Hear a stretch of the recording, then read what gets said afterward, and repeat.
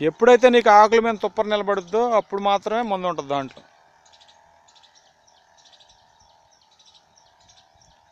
నువ్వేమనుకుంటావు అంటే ఎక్కువ తడిపితే ఆకంతా తడిసిద్ది, బాగా బలం వచ్చింది అనుకుంటావు. ఒక డ్రాప్ కిందకి వెళ్ళిపోయిందంటే ఆ డ్రాప్లో మొత్తం మందంతా వెళ్ళిపోద్ది.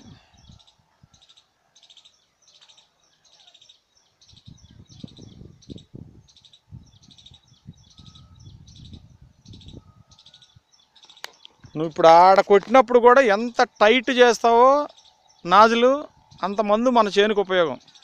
నువ్వెంత లూజ్ చేస్తావో అదంతా వేస్ట్ అయిపోయినట్టే.